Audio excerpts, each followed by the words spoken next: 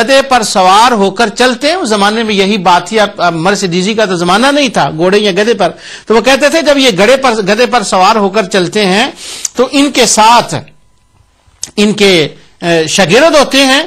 تو جب یہ شاگردوں سے کوئی بات کہنا ہوتا ہے نا چلیں, تو یہ ایسا نہیں کہتے کہ چلو, بلکہ یہ چلنے کا حکم کرنے کی بجائے لا الہ الا اللہ کا ذکر شروع کرتے ہیں, اور ساتھ شاگرد بھی لا الہ الا اللہ کا ذکر شروع کر دیتے ہیں. تو اس کا معنی یہ ہوتا ہے چلو, یعنی یہ بات جب انہوں نے بات کرنی ہو تو دنیاوی اعتبار سے بات نہیں کرتے, ذکر خدا سے بات کرتے ہیں. اس لیے یہ ابدال ہیں اور یہ ابدالوں کی نشانیاں ہیں. تو معنی یہ نکلا جہاں لا الہ الا اللہ کا اجتماعی ذکر ہوتا ہو وہاں یہ تو نہیں میں کہتا کہ کوئی ابدال ضرور ہوتا ہوگا, یہ تو کوئی صاحب حال ہی بتا سکتا ہے, لیکن یہ ہے کہ وہ ابدالوں کے ماننے والوں کی جماعت ہوتی ہے, کیونکہ امام شافعی ان کا یہ تذکرہ کر رہے ہیں. آگے علامہ ذہبی فرماتے ہیں کہ ایک بزرگ ہوئے, ان کو ابو توبہ, ان کا 241 میں وصال ہوا ہے. یہ امام بخاری اور امام مسلم کے شیوخ میں سے ہیں, اور وہ ننگے پاؤں چلتے تھے. ان کے سر پر لمبی ٹوپی ہوتی تھی اور وہ اللہ تعالیٰ کا ذکر کرتے تھے. ابو توبہ الحلبی. تو امام ذہبی فرماتے ہیں سیر اعلام النبلاء میں بھی اور تذکرۃ الحفاظ میں بھی, یہ ننگے پاؤں چلتے تھے, بڑے عاجز تھے, لمبی سی ٹوپی پہنتے تھے. یہ عجز و انکساری اس لیے کرتے تھے کہ یہ ابدالوں میں سے تھے اور یہ ابدال تھے. اب یہ بتائیں, دیکھیں کہ میں آپ کے سامنے کتنے لوگوں کا ذکر کر رہا ہوں کہ جن کو ابدال ابدال ابدال ابدال کہا گیا ہے. اب ہم کیسے یہ مان لیں, کیسے یہ یقین کر لیں کہ ابدالوں کا وجود نہیں ہوتا اور ابدال نہیں ہوتے. تو حافظ ابن تیمیہ نے اب جس بات کا انکار کیا تھا اس کو ایک بار میں دوبارہ ذرا لطف لینے کے لیے یہ پڑھ دیتا ہوں دوبارہ اس روایت کو, پھر تاکہ وہ بات تازہ ہو جائے. کافی وقت گزر گیا ہے کہ حضرت ام سلمہ رضی اللہ تعالیٰ عنہ کی روایت تو میں نے بار بار پڑھ دی. حضرت عبداللہ بن مسعود سے یہ منقطع روایت ہے ان کے بقول کہ وہ فرماتے ہیں کہ نبی کریم صلی اللہ علیہ وسلم نے فرمایا, یا عبداللہ بن مسعود نے خود فرمایا, لا یزالون 40 رجلا من امتی. حضور علیہ الصلوۃ والسلام نے فرمایا میری امت میں 40 لوگ ہوں گے جن کو ابدال کہا جائے گا, اور ان میں سے بعد وہ ہوں گے علی قلب ابراہیم, ان میں سے بعد کے قلب ابراہیم خلیل اللہ کی طرح ہوں گے, بعد کے قلب موسیٰ کلیم اللہ کی طرح ہوں گے. اور آگے فرماتے ہیں یدفع اللہ بہم ان الارض یقال, اللہ تعالیٰ مصیبتوں کو دفع فرما دے گا, مصیبتوں کو دور فرما دے گا ان کے وسیلے سے, ان کی وجہ سے. یقال لهم الابدال, اور ان کو کہا جائے گا ابدال. تو اس کا مطلب یہ نکلا کہ ابدالوں کا وجود ہے اور وہ ابدالوں کا وجود مانا جاتا ہے الحمدللہ. لیکن اب اس کا کیا کیا جائے کہ میں نے اتنے حوالے بھی دے دیے, اور شروع میں نے قرآن کریم کی وہ آیت بھی تلاوت کی کہ ہاں اس سے بھی میں نے وہ بات عرض کی کہ اس سے بھی وجود و ابدالوں کا وسیلہ میں اشارہ ملتا ہے, کیونکہ اللہ تعالیٰ فرماتا ہے ولولا دفع اللہ الناس بعضهم ببعض لفسدت الارض, کہ اللہ تعالیٰ بعض لوگوں کو بعض سے دفع اگر نہ فرماتا تو بہت زیادہ فساد ہو جاتا. تو اس آیت سے بھی اشارہ ملتا ہے, لیکن ماننے والے اگر پھر بھی نہ مانے اتنے حوالوں کے بعد اس کا کیا کیا جائے.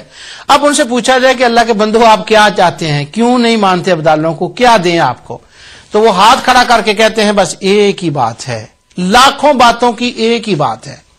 کیا بات ہے کہ اگر حافظ ابن تیمیہ کہیں کہ ابدال ہوتے ہیں تو ہم مان لیں گے. یہ بات لمبی نہ ہو جائے. پاکستان میں شرق الشی میں جب ہم پڑھا کرتے تھے تو ہمارے شیخ حضرت صاحب زادہ قبلہ میاں غلام احمد صاحب رحمۃ اللہ تعالی علیہ صوبائی الیکشن میں کھڑے ہوئے تو ووٹوں کے لیے لوگ جاتے تھے ووٹوں کی لسٹ بنانے کے لیے. تو وہاں ایک خان صاحب تھے, اب تو وہ بیچارے فوت ہو گئے ہوں گے, اللہ تعالیٰ کری کے رحمت فرمائے, اس زمانے میں وہ کافی عمر کے تھے. تو ان کے پاس گئے تو ان سے پوچھا کہ آپ کی عمر کتنی ہے, تو وہ کہنے لگے 45 سال 45 ایئر. تو 5 سال کے بعد دوبارہ الیکشن ہوئے تو پھر لوگ ووٹنگ لسٹ کے لیے گئے تو ان سے پوچھا آپ کی عمر کتنی ہے, تو وہ کہنے لگے 45 سال. تو اس نے کہا کہ پچھلی بار ہم آئے تھے تو آپ نے بھی 45, اب بھی 45, اب تو آپ 50 کے ہو گئے. تو وہ کہنے لگے مرد کا بات ایک ہوتا ہے, بس جو ایک بار منہ سے نکل گیا وہ نکل گیا, ہم اس سے تبدیل نہیں ہوتے. اب چونکہ حافظ صاحب نے کہہ دیا منقطع الاسناد ہے, ابدال نہیں ہوتے, نہیں ہوتے, کچھ بھی ہو جائے ہم نہیں مانیں گے. لیکن اللہ تعالیٰ کی ذات وہ ہے کہ وہ حق کو نکلواتی ہے, حق نکلتا ہے، حق بولتا ہے۔ اگر بھائی حافظ ابن تیمیہ کی بات ہے تو انہوں نے جو کچھ فتاوی کی پہلی جلدوں میں لکھا وہ تو لکھا، اب آئیں حافظ ابن تیمیہ سے پوچھ لیتے ہیں کہ وہ کیا کہتے ہیں۔ وہ تھا کتاب الزیارہ میں جہاں انہوں نے وہ کہا تھا۔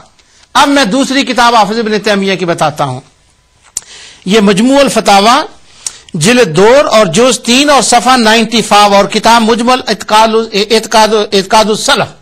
یہ جو اعتقاد ہے نا، سلفیوں کا اعتقاد کیا ہوتا ہے، اس کے اوپر جو انہوں نے یہاں یہ بات لکھی ہے تو اس میں وہ بیان کرتے ہیں، کہتے ہیں کہ روافض کا مقابلہ کر رہے ہیں تو وہ کہتے ہیں کہ جو اہل سنت و جماعت ہیں یہ صحیح ہیں، یہ حق پر ہیں کہ الصارم المستمسکون بالاسلام، اللہ تعالیٰ نے اہل سنت کے ذریعے سے اسلام کو قائم رکھا ہے، اور وہ کہتے ہیں ہم اہل سنت والجماعت، یہ اہل سنت و جماعت حق ہیں، اور وہ آگے حق ہونے کی دلیل کیا دیتے ہیں کہ یہ اہل سنت و جماعت سچے کیوں ہیں۔ وہ کہتے ہیں وفیہم الصدیقون والشہداء والصالحون، وہ کہتے ہیں کہ یہ اس لیے سچے ہیں کہ اہل سنت و جماعت میں صدیق ہوتے ہیں، ان میں شہید ہوتے ہیں، والصالحون ان میں صالحین ہوتے ہیں، اور آگے جا کر کہتے ہیں کہ اولو المناقب الماسورہ والفضائل المذکورہ، بڑے ان کے دوسرا منقبتیں ہیں، بڑے ان کے فضائل و مناقب ہیں۔ آگے کہتے ہیں کہ سچے ہونے کی دلیل یہ ہے کہ وفیہم الابدال، ان میں ابدال ہوتے ہیں، ان کے سچے ہونے کی دلیل یہ ہے کہ الائمہ الذین اجمع المسلمون علی ہدایتہم و درایتہم، اس پر اجماع ہے کہ یہ سچے ہیں کیونکہ ان میں ابدال ہوتے ہیں۔ سبحان اللہ، اس کو کہتے ہیں حق بولتا ہے، حق بولتا ہے، حق بولتا ہے۔ تو حافظ صاحب نے بھی یہ کہہ دیا کہ ان کے اندر ابدال ہوتے ہیں۔ اسی طرح آگے وہ مجموع الفتاوی کی جلد 11 اور پیج 251 اور جز 11 کے اندر کتاب التصوف میں بات کرتے ہوئے کہتے ہیں، وہ کہتے ہیں جب لوگ اولیاء اللہ سے ملتے ہیں، صالحین سے ملتے ہیں تو وہ نصیحتیں کرتے ہیں کہ بیٹا یہ نہ کریں، بیٹا یہ کام نہ کرنا، بیٹا یہ کام نہ کرنا۔